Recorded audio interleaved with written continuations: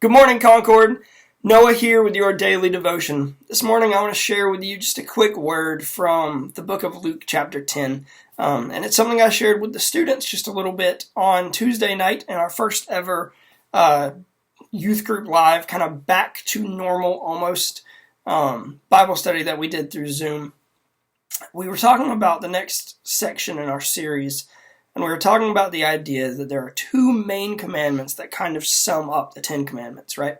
We have love the Lord your God with all your heart, with all your soul, with all your mind, and love your neighbor as yourself. And as we talked about that, we discussed the Good Samaritan. If you're not familiar with it, it's the story of a Jewish man who is beaten and robbed and left to die on the side of a road. And a priest walks by and doesn't help. And a Levite, a Jewish leader, walks by and doesn't help. And then we see a Samaritan walk by, and the Samaritan sacrificially helps this man, gives of his own stuff to help this man. And the Jews listening to this story hate the Samaritans. And so they're hearing this and they're like, that's absolutely ridiculous. There's no way that person would do that. And Jesus is establishing that our neighbor that we're called to love is everyone.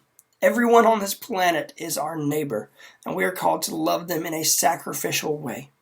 And the reason I'm sharing that with you this morning is because I think Jesus was really hitting at a couple of major themes in the story, but one is the need for unity. And that's not just unity among the people of God. We are called to be in unity so that we can help other people. We're called to love other people so that we can bring them to Christ. And the only way to do that is to overcome divisive lines.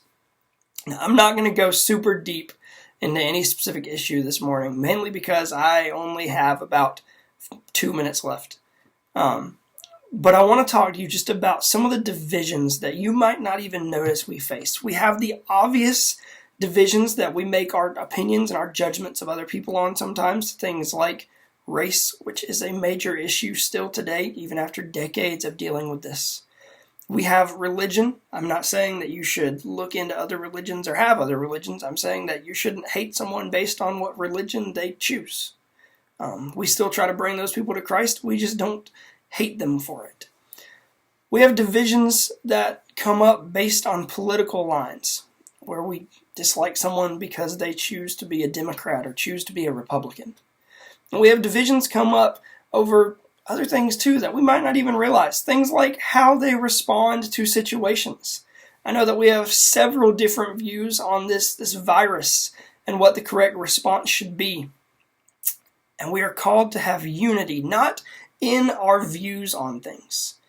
We are called to have unity in our ability to set those views aside and recognize other people as creations and children of God. We're supposed to recognize other believers as sons and daughters of God. We're supposed to recognize each other as all part of the same family, working towards the same goal of glorifying Christ. And so this morning I want to challenge you to do one simple thing. Evaluate your own thoughts. Evaluate the way you look at other people. Evaluate the divisive lines that you might not see that you are choosing to wage a war on. Evaluate the way you view people made in the image of God, and ensure that you view them as people made in the image of God. We are called to love God above all else. But the second greatest commandment is that we are called to love our neighbor as ourselves. We are called to love them just as much as we love ourselves, if not more.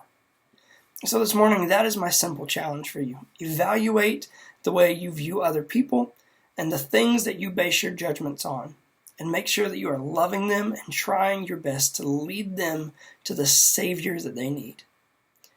I love you, and I'm praying for you, and I really cannot wait until we can all meet again in the same room.